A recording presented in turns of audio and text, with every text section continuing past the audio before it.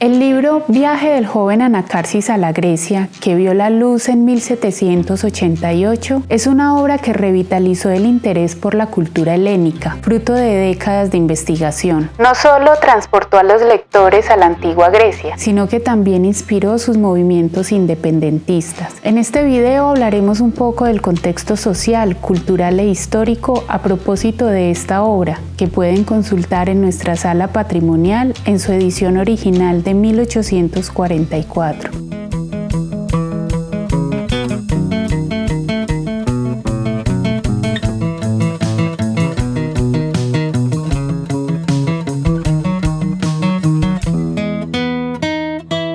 Hola, bienvenidos a este video, el primero de nuestra agenda de divulgación patrimonial Viajeros del Tiempo, un espacio para hablar de los libros más representativos de la exposición Cartografías, edición 1. Viaje del joven Anacarsis a la Grecia, de Juan Jacobo Barthélemy, se considera la obra insigne del autor. Le costó 30 años de esfuerzo. En ella pudo desplegar todos sus conocimientos sobre arqueología, adquiridos en sus estudios e investigaciones en Italia. Es un diario de viajes imaginado de un viajero escita en el siglo IV a.C.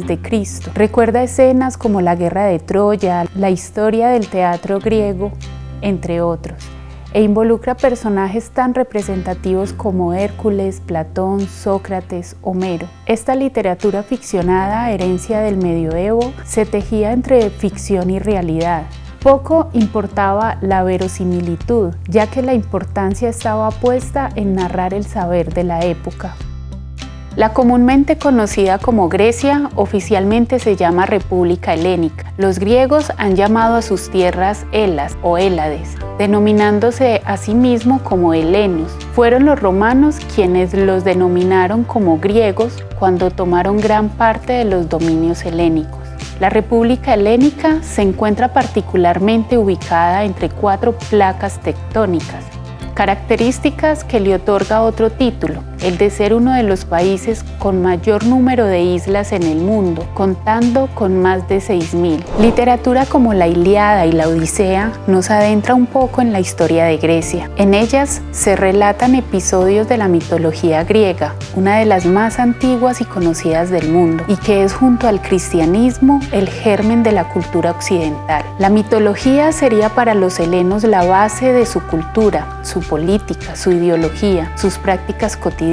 Ellos creían en un panteón de 12 dioses que vivían en el monte Olimpo, donde Urano con la madre tierra Gea cometieron incesto. De esta unión surgieron los cíclopes y luego los titanes, y de los titanes surgen los dioses.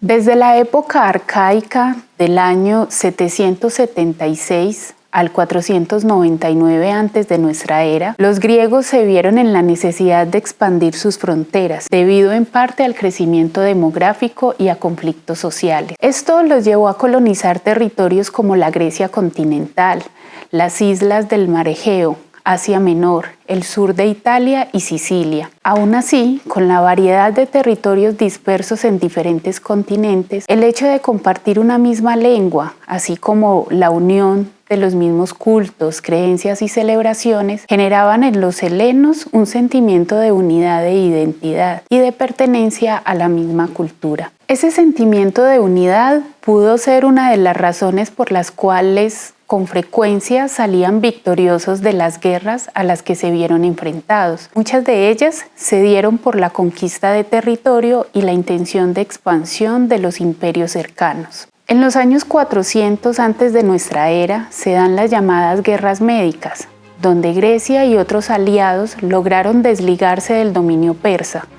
En la segunda contienda del mismo nombre tuvo presencia la victoria famosa en Salamina y Platea, o la muy común heroica defensa espartana del desfiladero de las Termópilas, muy conocida gracias al cine por la película 300, aunque es de aclarar que esta película tiene partes ficcionadas para hacerla un poco más comercial. Luego llegaron otras guerras internas como la guerra del Peloponeso, la guerra contra Tebas, y desde los años 200 los romanos se comenzaron a apoderar de las zonas colonizadas por los griegos, tomando los últimos lugares del reino de Alejandro Magno. El periodo helenístico que nos ocupa por su relevancia en este tema abarca desde la muerte de Alejandro Magno en 323 a.C. hasta el suicidio de Cleopatra VII de Egipto en el 31 a.C.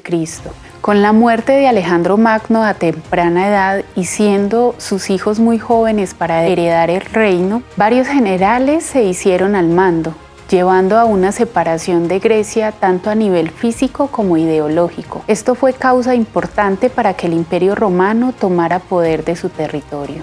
Este periodo helenístico fue cuna de las mejores escuelas filosóficas de la época, con representantes como Aristóteles, Sócrates, Platón, Tales de Mileto, Pitágoras, Sófocles. También de Grecia nos queda de herencia los puentes de arco, los Juegos Olímpicos celebrados en honor a los dioses y para acercar a los diferentes pueblos helénicos, muy sonados por estos días en el mundo. También la geografía, la democracia, el teatro, las duchas, los gimnasios y su idioma de gran relevancia a nivel mundial, siendo el que más ha influenciado y permanece entre las lenguas romance. Este tiene más de 3.400 años de antigüedad, convirtiéndose en el idioma escrito más antiguo que aún existe. Por un periodo relativamente corto, la llamada Grecia hizo parte del Imperio Bizantino o el Imperio Romano de Oriente y finalmente pasó a manos del Imperio Otomano, que tuvo su máximo esplendor en los siglos XVI y XVII de nuestra era, aunque oficialmente dejó de existir en 1922. De este imperio logró su independencia muy cercana a la independencia de gran parte de América, el 25 de marzo de 1821. El libro Viaje del joven Anacarsis a la Grecia es considerado como uno de los libros introductores del filohelenismo en Europa. Pero, ¿qué es el filohelenismo? El término filohelenismo se acuñó en Occidente durante el Renacimiento, indicando un interés de los intelectuales por la época de la cultura helénica.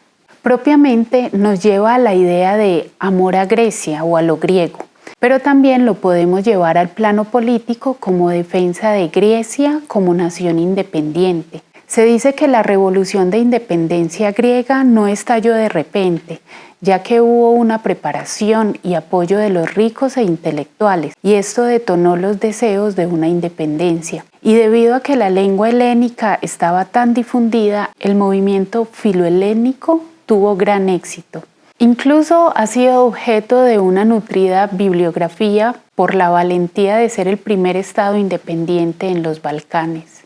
Este movimiento filohelénico, que pretendía ver atrás y recordar las glorias de la Gran Grecia, fue tan potente que abarcó gran parte de Europa, Asia e incluso tuvo gran repercusión en el territorio americano, ya que la independencia de Grecia se da paralelo a la independencia de gran parte de los países americanos, la primera mitad del siglo XIX. Si bien no fueron procesos iguales, al parecer uno inspiraba al otro. El denominador común de la poesía filohelénica americana es la exaltación de la victoria de libertad de la patria frente a un imperio invasor, cercano a la lucha por su antigua libertad que se pedía en Grecia.